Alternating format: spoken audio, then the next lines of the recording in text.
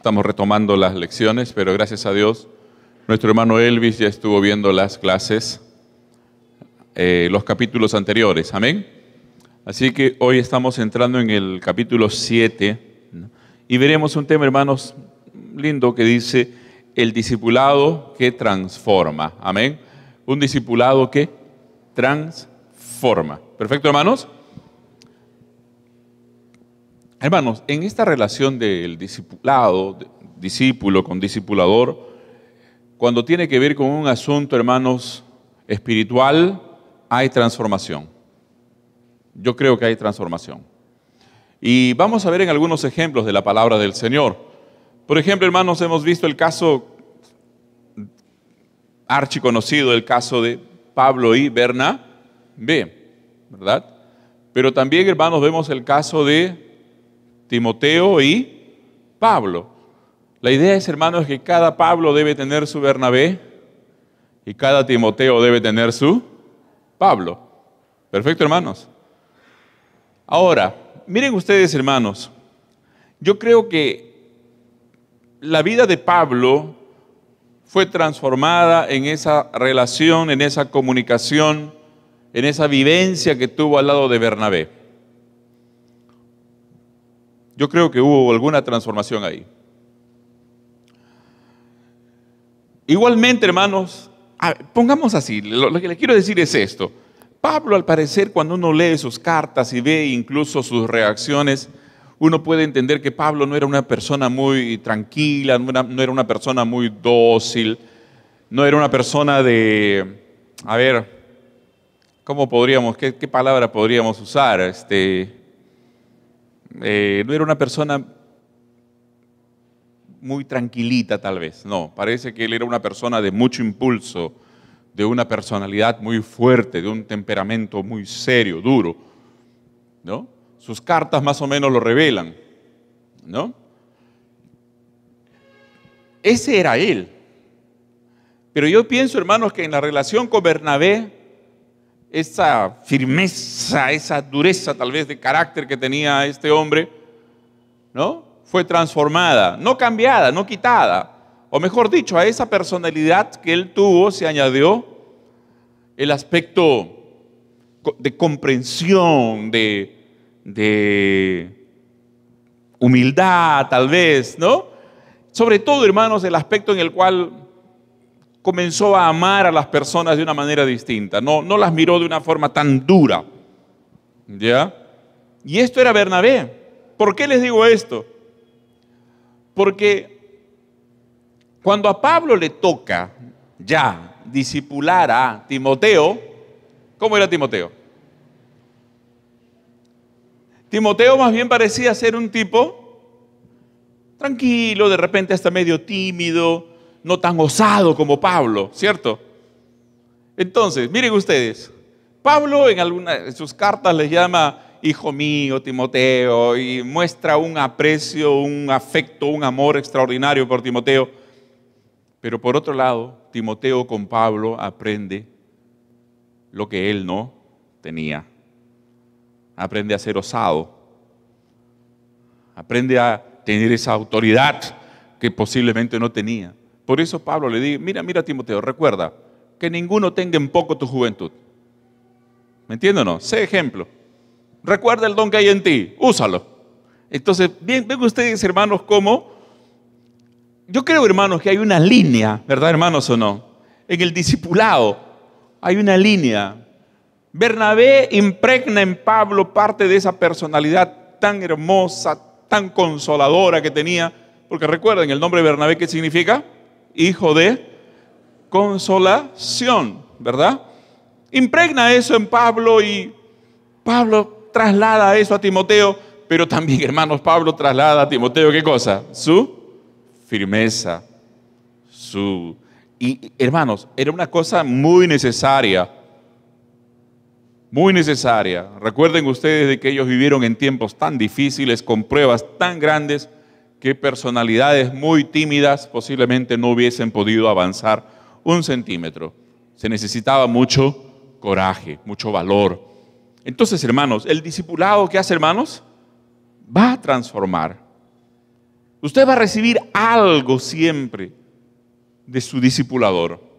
Por eso, por otro lado, es absolutamente indispensable que el discipulador, hermanos, tenga una buena relación con Dios para no impregnar en su discípulo algo que sea negativo, algo que no sirva, algo que en vez de transformar para bien, ¿verdad?, acabe transformando para mal. Entonces, hermanos,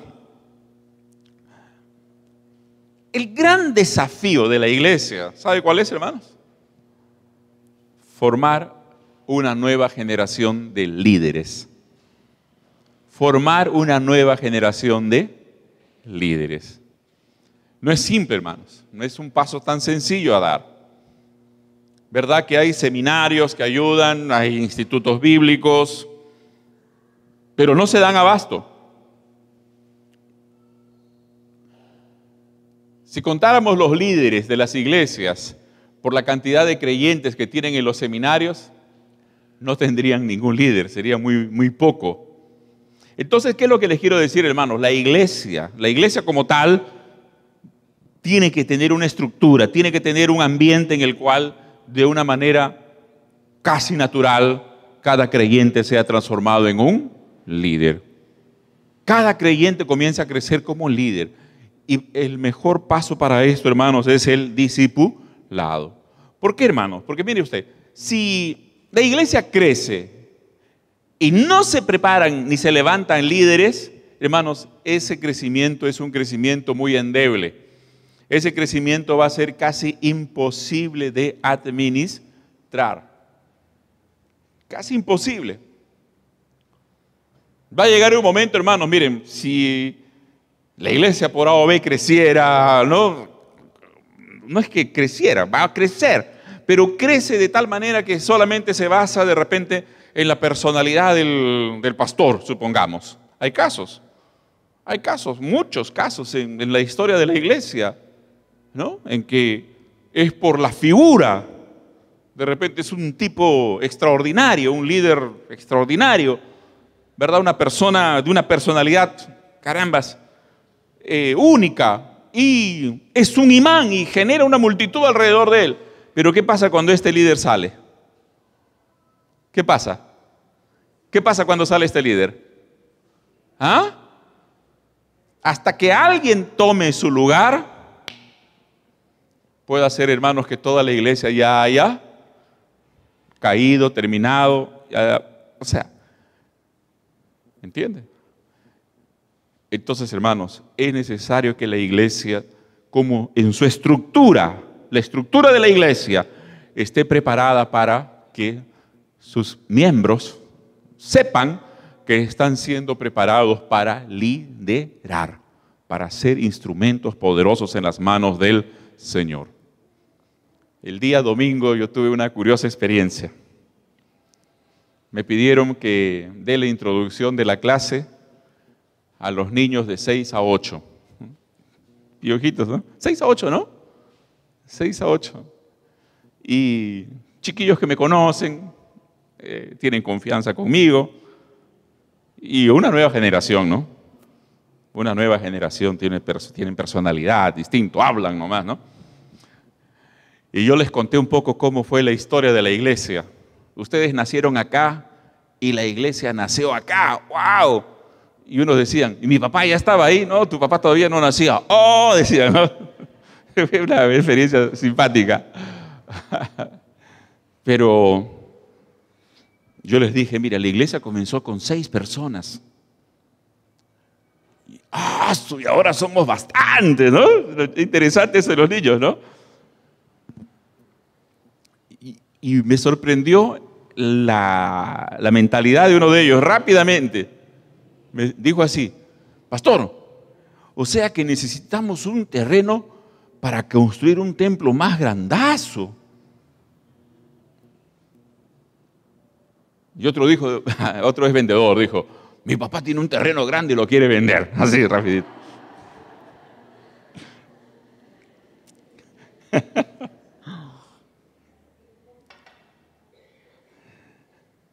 Pero yo les decía, ¿quién sabe? Ustedes van a ser los pastores de la iglesia de aquí a algunos años. Ustedes pueden ser pastores de iglesias muy grandes.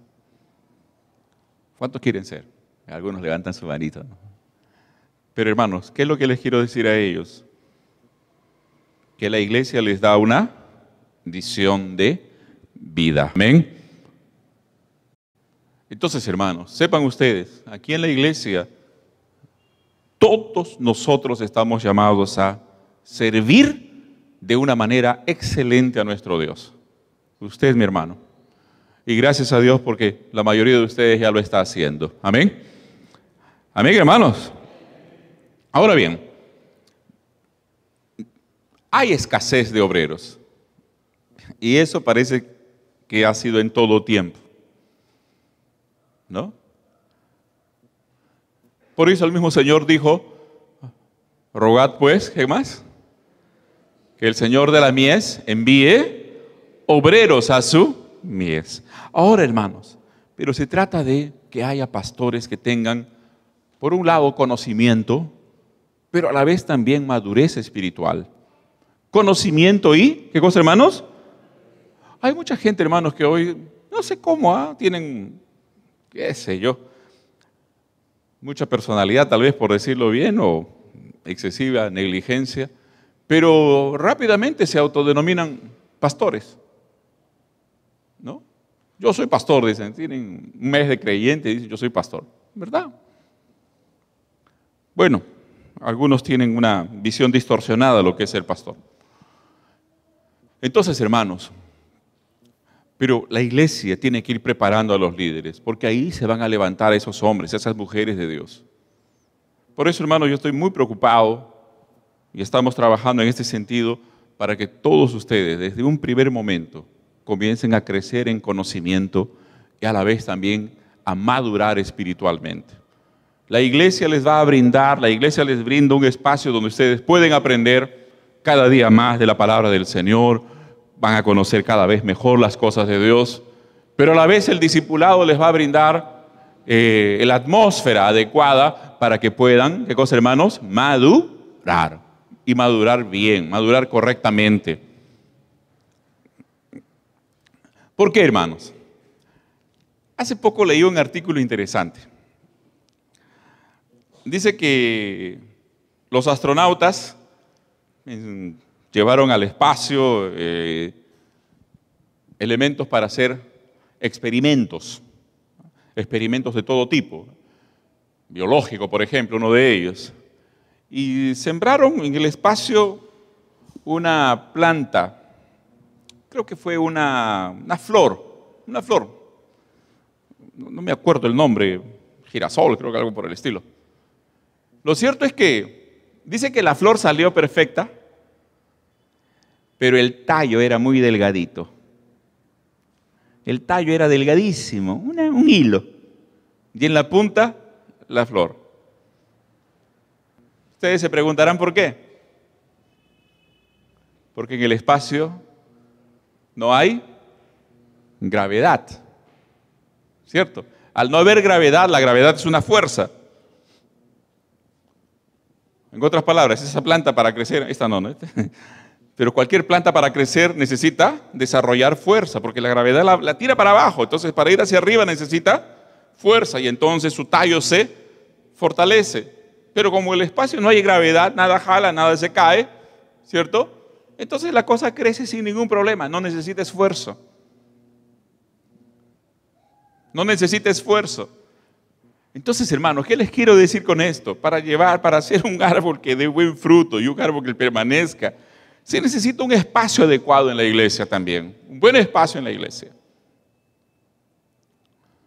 Y esa atmósfera, pienso yo, hermanos, es una atmósfera donde hay un discipulado serio, donde hay un discipulado constante, donde cada creyente, hermanos, entiende, escúcheme bien esto, de que el discipulado no es una cuestión alternativa más dentro de la iglesia, sino que es una bendición para su vida.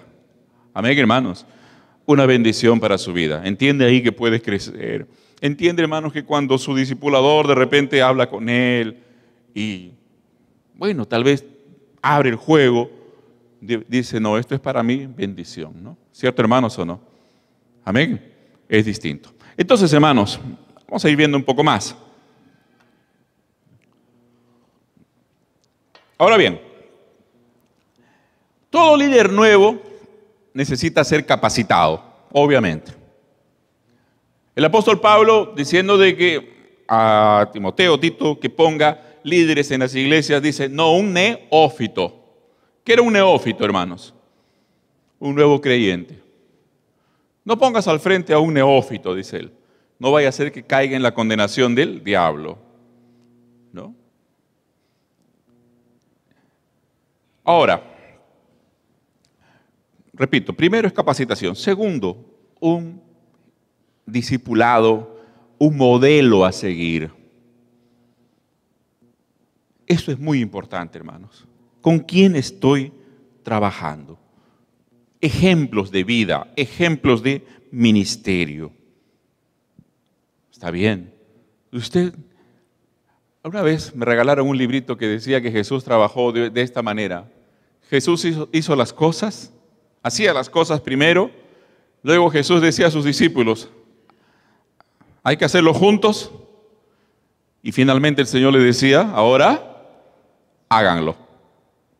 Ahora háganlo.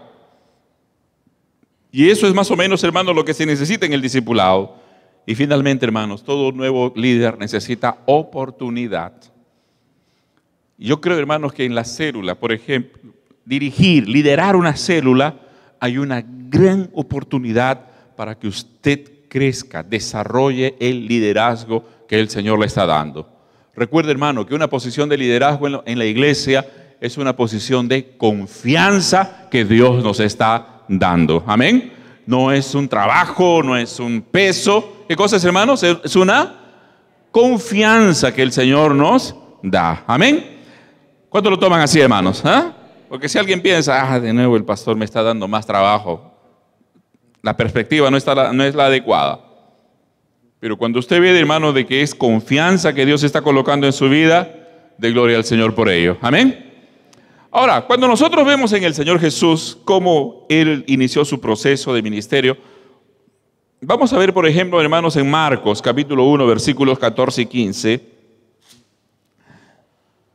Dice la Biblia, después que Juan fue encarcelado, Jesús vino a Galilea predicando el evangelio del reino de Dios, diciendo, el tiempo se ha cumplido y el reino de Dios se ha acercado. Arrepentíos y creed en el evangelio. Miren, hermanos, Jesús comienza su ministerio, ¿de qué manera, hermanos? ¿Ah? ¿Secretamente o públicamente? Públicamente.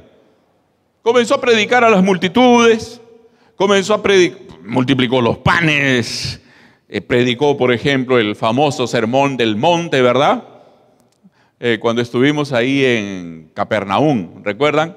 Nos dijeron, es muy probable que aquí haya sido el sermón aquí haya sido el lugar donde Jesús predicó el sermón del monte, ¿no? Que es una bonita colina así, ¿no?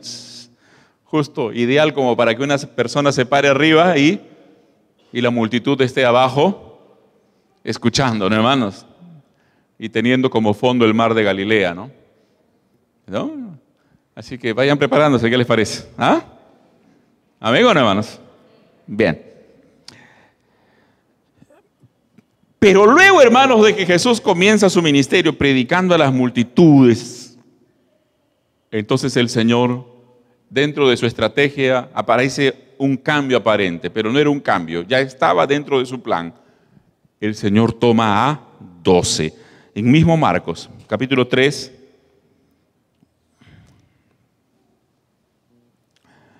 versículos 14 y 15.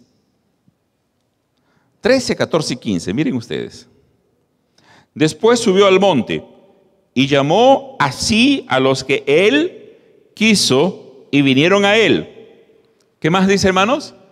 Y estableció a 12. Miren ustedes, ¿para qué? Para que estuviesen con él y para enviarlos a predicar y que tuviesen autoridad para sanar enfermedades y para echar fuera demonios. Miren ustedes, ¿qué hizo el Señor con estos 12? Los capacita, los entrena, ¿verdad? Les enseña. Es interesante, hermanos, que estos hombres, cuando nosotros vemos, por ejemplo, en la predicación de Pedro en Pentecostés, Pedro tenía un manejo del Antiguo Testamento impresionante. Incluso Pedro recita todo, recita todo un capítulo de Joel, de memoria, ¿no? ¿Cierto?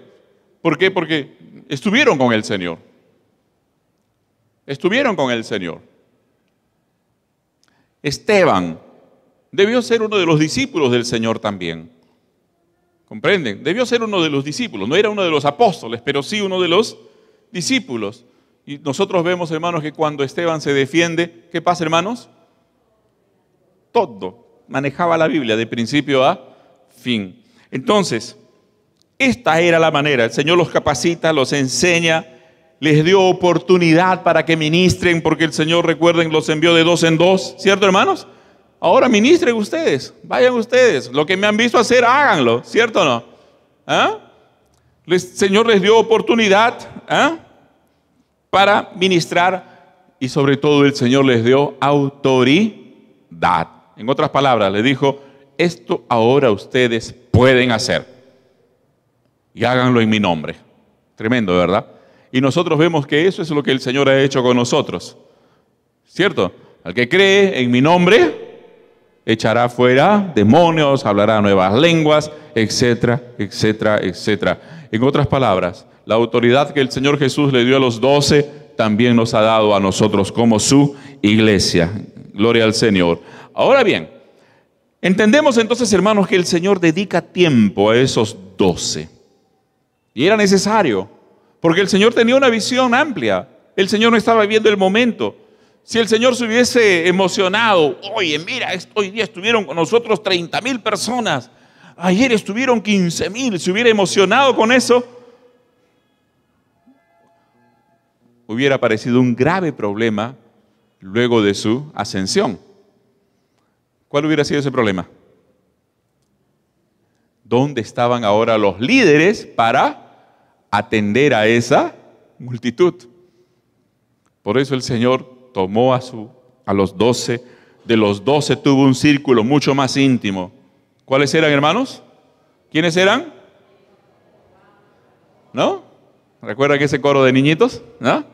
Pedro, Juan, Jacobo en el barco, ¿no? Ahí, no van a olvidar nunca. Ellos eran el círculo más íntimo del Señor Jesucristo. Estuvieron con Él en la transfiguración, estuvieron con Él en el Getsemaní, ¿cierto? Pedro y Juan fueron corriendo a ver su tumba cuando hubo resucitado. Entonces, hermanos, nosotros vemos que el Señor tomó ya más tiempo para capacitar a esos 12. ¿No? ¿Qué nos enseña esto, hermanos? ¿Por qué? Porque el Señor vio que estos serían los líderes de la iglesia, estos expandieron el evangelio, estos 12, y el Señor les dio ejemplo de cómo ser un buen discipulador. En otras palabras, luego estos 12 discipularon, ¿de qué manera, hermanos? ¿De qué manera? Tal como el Señor los hubo discipulado. Es hermoso, ¿verdad, hermanos? Usted va viendo, hermanos, el plan estratégico a largo plazo que hay aquí. Ahora bien, hermanos, ser discipulador, escúchame bien, es un ministerio, es un servicio muy especial para el Señor, un servicio muy importante. Y más aún, como hemos visto en algún momento, es el ministerio tal vez más importante que el Señor nos ha encomendado. Id y haced discípulos. Yo pienso, hermanos, viéndolo así con un poco de calma, creo que la iglesia en su conjunto, la iglesia en general, no ha tenido mucho esta visión de hacer discípulos. Hemos visto, si nace un buen líder por ahí, ven. Si ven alguna oportunidad de vez en cuando, y si ese tipo pues tenía una personalidad especial, bueno, iba creciendo en el liderazgo casi, no sé, automáticamente, sin un discipulado real, sin un discipulado serio, y muchas veces crecía como líder sin haber una madurez espiritual, sin haber una transformación en su carácter. Pero hermano, lamentablemente, los defectos de carácter en algún momento se van a ver. Eso es una ley, una regla. Los defectos de carácter en algún momento se van a ver. Y qué pena, hermanos, si se ven cuando esa persona ya llegó a un nivel de liderazgo. Mejor es verlos cuando recién está comenzando. ¿Y cómo es eso? A través del discipulado. Porque ahí en el discipulado se puede ver cualquier defecto en el carácter y se le puede ayudar a que cambie, a que sea transformado por el Señor y llegue a ser un líder conforme a lo que Dios quiere. Amén. Entonces, hermanos, en el discipulado se trata, hermanos, básicamente de ser un mentor. La palabra mentor, hermanos, en realidad viene de una obra griega, ¿no? Ulises, el personaje Ulises de la Ilíada, se va, hace sus viajes y deja a su amigo que se llamaba Mentor para que cuide a su hijo que se llamaba Telémaco, creo que era, o Telémaco. Cuando Ulises vuelve después de 20 años, encuentra que su hijo es un hombre hecho y derecho, un tipazo. ¿Por qué? Porque su amigo Mentor lo había educado, le había enseñado, le había guiado bien. De ahí viene la palabra mentor. Y saben, hermanos, la palabra mentor hoy está usada, escúchenme bien, hermanos, está en la Biblia hace tiempo, como con el nombre de discipulador, pero muchas veces, hermanos, los que primero se dan cuenta de esto son las grandes empresas. Yo les he comentado que tengo un amigo que trabaja en Estados Unidos en una gran empresa, y él un día me salió con esto. ¿Sabes qué, Carlos? Yo tengo un mentor, me dijo así, es un hindú. Es un hindú, me dijo, que es contratado por gobiernos para ir a distintos países a dar conferencias. Él habla con ministros para decirles cómo deben desarrollar su sistema de educación en el país, qué metas deben tener, etcétera, etcétera. Él es mi mentor, me dijo. Pensé, ¿no? ¿Cómo es que las empresas grandes van entendiendo la necesidad de un mentor y la iglesia no entiende la necesidad del discipulador? A veces pienso que por eso el Señor dijo, los hijos de este mundo son más sagaces, se dan cuenta más rápido de ciertas cosas. Pero hermanos, gracias al Señor. Ahora bien, hermanos, ¿qué hace un mentor? ¿Qué hace un discipulador? En realidad, hermanos, es una persona con experiencia que ayuda a una persona que tiene menos experiencia a desarrollarse, a crecer. Amén. Transmite conocimiento, transmite experiencias. ¿Para qué, hermanos? En el caso del discipulador, ¿para qué transmito conocimiento? ¿Para qué transmito experiencia? Para que ese discípulo crezca tanto en el conocimiento, así como crezca también en el ministerio. Amén. Va creciendo en el ministerio. Estos días cuando estaba en Brasil, perdón, hermanos.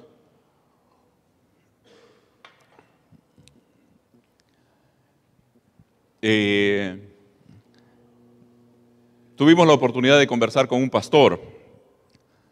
Su nombre es Adesio. Esos nombres hay allá, no se preocupen. ¿Estábamos contigo, Sandy, ese momento? No me acuerdo. Pero la historia es la siguiente. Cuando el pastor Cecino llegó a la iglesia de Camboriú, dice que él llegó una noche, o una tarde creo, una hora del culto, llegó en un camión llevando sus cositas, ¿no? Y había un culto adentro, el culto se estaba desarrollando, pero era época de elecciones, y así que había un grupo de hermanos en el patio de la iglesia discutiendo. Así que el pastor Cecino llegó y dijo, ¿qué pasa acá? ¿Hay dos cultos? Uno adentro y otro afuera, dijo. Se asustaron, ¿no? Pueden ir al templo, al culto, dijo. Así que todos se metieron al culto, pero no quedó nadie para ayudar a bajar su mudanza. Pero ahí estaba este joven, tenía 16 años, Adesio. Y Adesio, con el hijo del pastor Cecino, el mayor, o no el mayor, con los hijos del pastor Cecino, entre ellos el pastor Rehuel ahora, él fue le dijo, ¿usted va a ser el nuevo pastor acá de la iglesia? Y el pastor Cecino le dijo, sí, yo soy el nuevo pastor acá. Así que este jovencito, alegre, no sé, como uno de nuestros chicos acá, ayudó a bajar la mudanza y a colocar dentro de la casa pastoral, ¿no? Y Adesio dice, desde ahí comenzó mi relación con el pastor Cecino. Nunca tuve otro pastor. 40 años. 40 años. Y el pastor Cecino, antes de partir con el Señor, grabó, hermanos, le hicieron muchas preguntas, grabó parte de su testimonio para un libro. Era para escribir su libro, su autobiografía. Él no llegó a ver su autobiografía. Así que durante esta fiesta que hubo de los Gedeones, ahí salió el libro, fue publicado el libro. Y dentro de ese libro está la historia de este joven Adesio. Y el pastor Cecino dice, ese fue un joven al cual llevé a auxiliar, a diácono, a presbítero, a evangelista y hasta pastor. ¿Verdad que ahora es pastor? Y añade ahí, un verdadero hijo en el ministerio. Qué hermoso, ¿verdad, hermanos, o no? Tiempo. Proceso. Le fue dando oportunidad. Sí. Y era un hombre, hermanos, de ser uno de los pocos hombres que ha tenido una extrema confianza del pastor Cecino. Así, ¡pac! Hermanos, discipulado es un largo proceso, va dando así oportunidades, ¿verdad? Va ayudando a crecer espiritualmente y ministerialmente. Esa es nuestra labor. Amén, hermanos. Amén, hermanos. Gloria a Dios. Ahora bien, para ser un discipulador, hermanos, se necesita una visión distinta. Se necesita una visión diferente, hermanos. Les explico con un ejemplo bíblico. Bernabé comienza a discipular a Pablo. Lo discipula unos 3, 4 años tal vez. Quién sabe, un poco más 5. El primer viaje misionero de Pablo, en realidad es el viaje misionero de Bernabé y Pablo. En el siguiente viaje ya es Pablo y Bernabé, algo así, ¿no? ¿Estamos o no? Entonces Bernabé discipula a Pablo pero ve que en el proceso Pablo crece y comienza a tener mayor conocimiento, mayor gracia, comienza a ser más honrado por la iglesia, comienza a ser más escuchado por la iglesia. En otras palabras, vamos a decirlo de esta manera, Pablo comienza a crecer en un nivel que supera a Bernabé. ¿Y qué hizo Bernabé, hermanos? ¿Se puso celoso? ¿Ah? ¿Qué pasó con Bernabé? ¿Se puso celoso? ¿Lo frenó a Pablo? No, métete ahí al fondo, no sales más. No. ¿Qué hizo, hermanos? Dejó que Pablo siguiese creciendo en el liderazgo. Se requiere, hermanos, una visión distinta. ¿Por qué, hermanos? Porque fíjese usted, esto va a ser casi normal, hermanos. Normal. Muchos discípulos van a crecer muchísimo más que su discipulador. Esto va a ser casi común. Y entonces todo discipulador, hermanos, tiene que estar preparado, que está sirviendo al Señor y es para la edificación del reino, no para edificar su imperio personal, no para edificar, hermanos, su nombre, no. Entonces, hay un cambio de paradigma, hay un cambio en la mentalidad. Ahí uno tiene que ver, bueno, si este hermano crece y Dios lo honra y de acá se vuelve un pastor de una iglesia enorme por ahí, gloria al Señor. Amén, hermanos.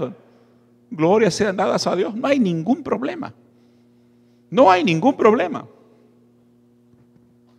Se requiere, hermanos, un cambio. Entonces, hermano querido, recuerde, como discipuladores estamos llamados a ser fieles. Y punto. Lo demás es cosa del Señor. Bernabé apoya a Pablo, Pablo crece. Luego Bernabé toma a Marcos, Marcos crece. Tal vez así que Pablo al final de su ministerio dice, tráeme a Marcos porque me es útil para el ministerio. Es útil. Pero ¿era el trabajo de quién? De Bernabé. ¿De quién era producto Marcos? De Bernabé. Entonces, hermanos, él entendió, Bernabé va entendiendo que su ministerio es servir. Servir a Dios y servir a los demás. Esto, hermano, requiere humildad. Mucha humildad. Mucha humildad. Requiere ver, hermanos, que el talento que Dios le dio a uno, glorias sean dadas a Dios por ello. Amén, hermanos. Pero dentro del discipulado también, hermanos, entonces tiene que haber ese cuidado. El discípulo, si ve, hermanos, que Dios lo va honrando, el discípulo, si ve que Dios le ha dado algo diferente, que tal vez su discipulador no tiene, y su visión comienza a ampliarse, ahí tiene que tener cuidado de que no lo chape el orgullo, porque si no el orgullo lo mata. ¿No? Ahí siempre tiene que mantener una actitud de gratitud. Gracias a Dios por mí, por mis discipuladores. Gracias a Dios porque por ellos, por el Señor y por ellos soy lo que soy. Amén, hermanos. Amén, hermanos. Gloria al Señor. Porque de lo contrario, hermanos, yo soy, no, mi discipulador está por ahí. No fue nada conmigo. No me enseñó nada en la vida. Hermano, este tipo de líderes, tarde o temprano, muere. Es historia, hermano. Es simplemente leer la historia. Simplemente leer historia. Entonces, repito, como en algún momento yo les compartí, hermanos, por ejemplo, cuando nosotros vemos que nuestros hijos prosperan y prosperan más que nosotros, ¿qué padre se pone celoso por eso? Hay casos, ¿ah? Hay casos. Yo he leído, por ejemplo, un poquito en el periódico la historia de un presidente de Latinoamérica. El hijo creció. El hijo llegó a ser presidente y en algún momento su propio padre estuvo en contra de él. Y fue pública la pelea que hubo, porque eran grandísimos empresarios. Grandísimos empresarios. Solo cuando su hijo llegó a presidente, el papá dijo, ahora creo que me superó. Serio, fue el caso de Macri en Argentina. En otras palabras, era un papá celoso de que el hijo creciera más que él y no hiciera lo que él quería que el hijo haga, ¿no? En realidad. Y el hijo tuvo una visión diferente, siguió su camino. Entonces, hermanos, uno tiene que tener cuidado en esta área. Uno mira, si el discípulo crece, más aún, hermano, el verdadero discipulador dice, Señor, prospera a este hombre. ¿Sí o no, hermano? Prospera este discípulo. Que sea para tu gloria, Señor. Prospera todo cuanto tú puedas prosperar, Señor. Haz una gran obra a través de su vida. Hermano, como alguien dijo, les compartí en algún momento, Bernabé no ganó al 1.000.000 de almas, pero discipuló al que sí ganó el 1.000.000 de almas. Amén, hermanos. Algo le debe caer en el cielo. ¿Cierto, hermanos? ¿O no? Alguito le va a caer. Avancemos.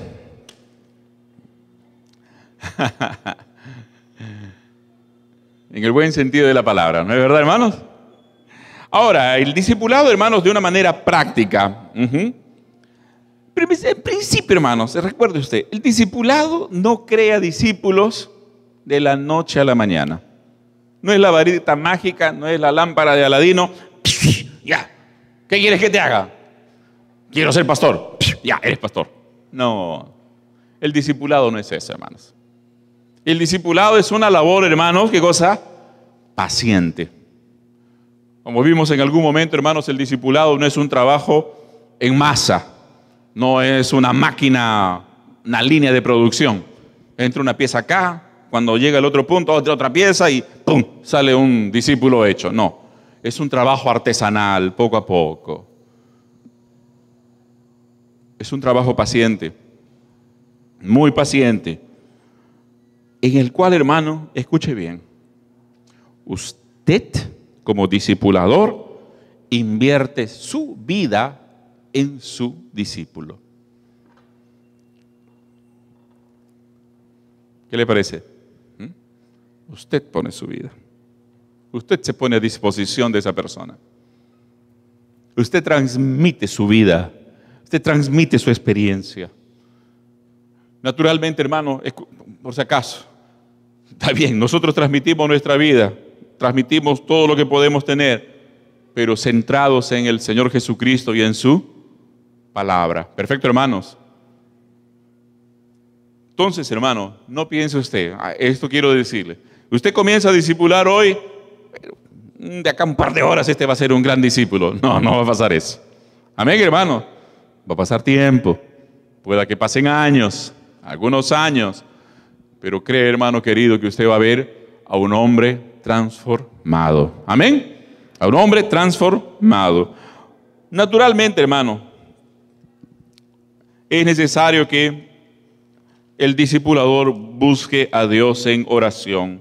Hemos visto, hermanos, todo discipulador tiene que orar por su discípulo. Déjenme leer un versículo.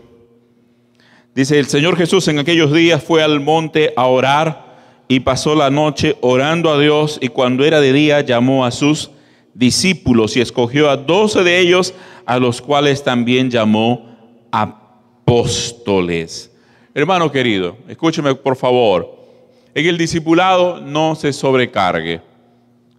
No piense usted de que, ya voy a discipular a 20 personas.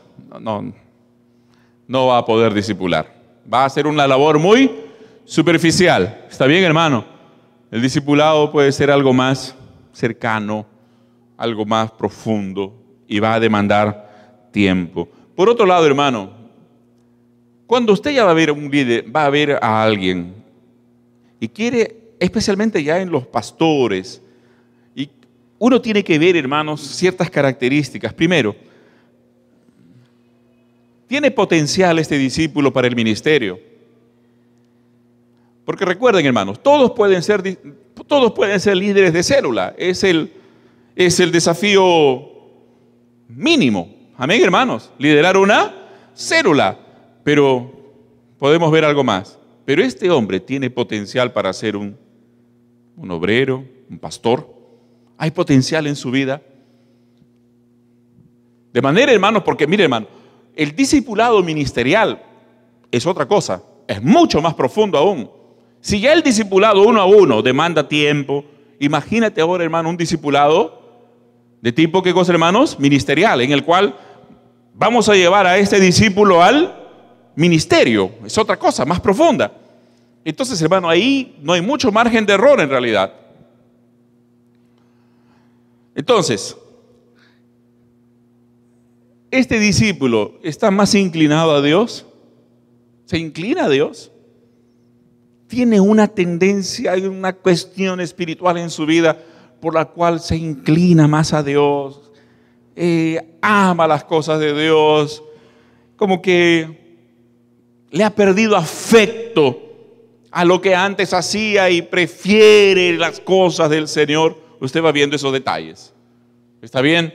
También, hermanos, es responsable, tiene iniciativa, tiene compromiso, es alguien que quiere aprender, ¿no?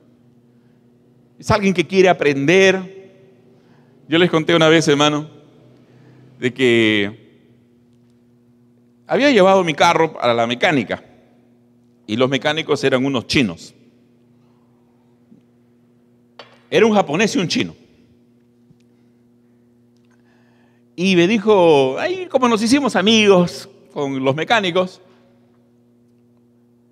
el chino era bien hablantín y el japonés era medio callado, medio pausado, pero pudimos conversar. Y en una de esas me dijo, todos ellos son practicantes, me dijo, no son mis trabajadores. Mis trabajadores son tal y tal, y los demás vienen a practicar, quieren aprender. Y está bueno, vengan que aprendan, pues. Y yo le hice la pregunta, ¿y tú cómo te das cuenta? Mire, ¿tú cómo te das cuenta de que el muchacho tiene talento para la mecánica, tiene olfato, tiene visión? Eso es simple, me dijo. Eso es simple. Cuando tiene olfato para la mecánica, me dijo, cuando le gusta la mecánica, él está con la nariz adentro del motor, me dijo. Está viendo qué es lo que tú haces. te está preguntando, ¿y por qué no haces así? ¿Por qué lo haces de esta manera? Hasta te molesta un poco, me dijo. Pero cuando no tiene olfato, cuando no le gusta mucho, solo se dedica a lavar piezas. Solo lava los repuestos, me dijo. ¿Qué le parece?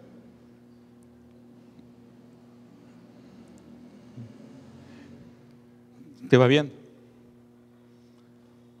Y finalmente, hermanos, es necesario que haya una buena relación entre el discipulador y su discípulo.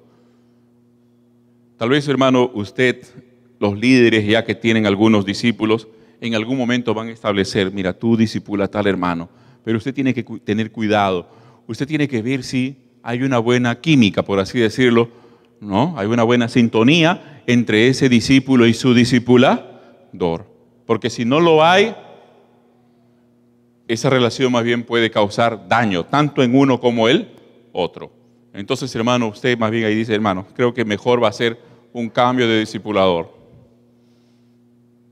Está bien, creo que eso, hermanos, en experiencia ya incluso lo estamos viendo, ¿verdad? Hay situaciones en las cuales es mejor hacer un pequeño cambio, se ora un poco en ese sentido y, ¿por qué, hermanos? Porque es necesaria que haya una buena química, una buena relación entre el discipulador y su discípulo. Ahora bien, avancemos, hermanos. Es necesario que el discipulado esté basado en la palabra de Dios. Amén. Hermano, cuidado con el discipulado en el cual se habla un montón de cosas, menos la palabra. Menos la palabra. Obedecía el pastor Uldaricio en Chile. Él me dijo un día, Carlos, cuando yo tengo alguna dificultad voy al pastor Jensen. El pastor Jensen acaba de cumplir 90 años. Ya, miren, solo para que ustedes vean, hermano, capten el panorama. Yo sé que ustedes son sabios y van a entender la idea. El pastor Uldaricio llega, habla con el pastor Jensen. El pastor Jensen le escucha y dice que muchas veces el pastor Jensen solamente abre la Biblia y le muestra 1 o 2 versículos. Le dice, Uldaricio, ¿qué dice este versículo y qué dice este versículo? Y dice, una vez que leo esos versículos, dice, normalmente ya sé qué es lo que tengo que hacer. Normalmente ya sé lo que tengo que hacer. ¿Por qué, hermano? ¿Por qué? Porque ¿cómo está discipulando el pastor Jensen? ¿Con qué, hermanos? Con la palabra. Amén, hermano. La palabra hace un trabajo más rápido que nosotros. Amén, hermanos, ¿o no? No vaya a ser, hermano, que nosotros nos pasemos así, discipulando, ¿no? Ay, un rollo por aquí, otro rollo por allá y no pasa nada. ¿Por qué? Porque está faltando la palabra. Pero si hay palabra, hermano, usted va a guiar a su discípulo a crecer en santidad, a crecer en su servicio. Por otro lado, hermano, mucho cuidado con esto, hermano. El discipulador no ordena. El discipulador no manda. El discipulador, ¿qué hace, hermanos? Da, aconseja, guía. El discípulo es el que tiene que tomar sus decisiones. Sus decisiones. Conversaba con un discípulo y le preguntaba por la familia, por los hijos. Y me dice, pastor, sí, pues uno de los hijos ya se quiere casar, me dice. ¿Y tú qué has pensado? Le dije. Bueno, pastor, la verdad es que yo les he dicho que esperen hasta que consigan esto y esto. Yo le dije, mire, hermano, sin ánimo de, eres mi amigo, pero las decisiones son tuyas. Pero permíteme una pequeña palabra. Y él me dijo, pastor, no se preocupe, yo he visto de que muchas veces que usted me ha aconsejado, las cosas han ido. Normalmente cuando me aconseja, me dijo, las cosas han ido bien. ¿Cuánto tiempo puede pasar hasta que consigan aquello que tú piensas que deben conseguir para casarse? Años. ¿Y no crees que en el transcurrir de ese año, de esos años tal vez, podría haber algún problema? Sí, no, me dice, sí. Entonces, en base a eso, comienza a pensar de una manera distinta. ¿Qué te parece? ¿Qué te parece? Ah, ya, pastor, me dijo. Ok, gracias. Yo no le he dicho, tú tienes que hacer esto, tú tienes que hacer lo otro. ¿Qué se le dice, hermano? Piénsalo. Piénsalo. Ora al Señor, medítalo bien y toma una decisión. Entonces, hermanos, como discipulador no le podemos decir al discípulo, haz esto, haz lo otro. No estamos para mandar. Amén, hermanos. Estamos para ¿qué, hermanos? Para orientar a nuestro discípulo y que sea un consejo por medio de la palabra de Dios. Por otro lado, hermanos, tenemos algunos minutos. Pasa tiempo con el discípulo. Un tiempo de calidad, hermanos, para ser modelo, ejemplo, ¿no? Ejemplo de tu discípulo. Ahora bien, hermanos, finalmente, el discipulador tiene que amar a su discípulo. ¿Qué les parece, hermanos? El discipulador tiene que, hermano, no es el amor que usted escucha por la radio. Es el amor sacrificial, es el amor conforme a cómo el Señor Jesús nos enseñó. Hermano, y siempre les he dicho que la mejor manera de que usted muestre un amor por alguien es orando por esa persona. Amén. Dime por quién oras y te diré a quién amas. Amén. Comparta vida con su discípulo, encuéntrese frecuentemente con él, sea ejemplo del discipulado. Pablo le dice a los corintios, sed imitadores de mí, así como yo de Cristo. Ahora bien, hermanos, si usted es el líder de la célula, tiene ahí sus discípulos, comience a delegar responsabilidad, comience a darle algunas tareas, comience a darle alguna tarea. De repente usted va a hacer una visita, vaya con él, vamos a visitar a tal persona. Y cuando pase el tiempo, dile, oye, ¿por qué no visitas a esa persona? ¿Me entiende, hermano? Pero comienza a hacer una labor ya con él, delegando responsabilidad. Mire, hermano, todo discípulo va a encontrar en algún momento alguna dificultad. ¿Quién le va a ayudar a superar esa dificultad? ¿Quién le va a ayudar? Su discipulador. Pongamos un ejemplo sencillito, hermano. Un ejemplo que tal vez las hermanas sobre todo lo pueden ver, ¿no? Disculpen que puede ser un ejemplo medio machista de repente. Pero en fin, no estoy ni ahí. Cuando una mamá le enseña a la hija a cocinar, ¿qué le dice? Prepárate el lomo saltado, ¿así le dice o no? ¿Cómo hace? ¿Cómo hace? Hoy día vamos a cocinar un lomo que a tu papá le gusta. ¡Wow! ¡Qué ejemplo más machista!, ¿no? ¿Cierto? ¿Y qué le dice? Tú vas a picar la cebolla. Se pica así. Y así comienza. ¿Cierto, hermanos, o no? Le va a enseñar 1, 2 veces. Pero a la tercera, ¿qué le dice? Prepara tú. Y de pronto la mamá siente que la cebolla se quemó. ¿Qué hace la mamá? Ahí viene el caso, ¿cierto o no? Si es una mamá que no tiene mucha paciencia, no tiene mucha sabiduría, va a agarrar, no sirves para nada, ni siquiera sabes hacer un lomo, ¿cierto? Pero si va y le dice, no, espera, tranquila. Aquí se te pasó el fuego, pusiste mucho fuego, qué sé yo. Tienes que poner menos fuego, le enseñas, la próxima lo vas a hacer mejor. ¿Qué va a hacer con esa chica? Mañana va a ser chef, posiblemente. ¿Cierto o no? Entonces el discipulador está ahí, hermano, ¿para qué? Para ayudar al discípulo a superar las dificultades que van a aparecer. Siempre, hermano, con una supervisión. ¿Para qué, hermano? Escúcheme bien, para ver la motivación correcta. Ya usted como discipulador, usted va a ver qué motivación tiene su discípulo. Usted va a entender por qué lo está haciendo. ¿Lo está haciendo con pesos en el corazón o lo está haciendo con alegría? ¿Lo está haciendo porque está aprendiendo a amar al Señor? O no sé por qué, o porque de repente quiere hacer una carrera, por así decirlo. Entonces usted puede ir supervisando. Amén. Y sobre todo, hermano, sobre todas las cosas, estamos llamados a llevar fruto. Amén. Amén, hermanos. Entonces vamos a guiar a nuestro discípulo a qué, hermanos, a fructificar. Y cuando el discípulo va llevando fruto, ¿qué vamos a hacer nosotros, hermanos? ¿Qué vamos a hacer nosotros? Vamos a dar gloria a Dios. Como cuando los hijos tienen sus hijos y comienzan a dar nietos, ¿verdad, hermano? ¿No? ¿Qué hace el abuelo? ¿Ah?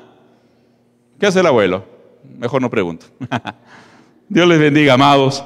Pero esta es básicamente la idea fundamental de este capítulo. Un discipulado que transforma. Amén. Pongámonos en pie, amada iglesia.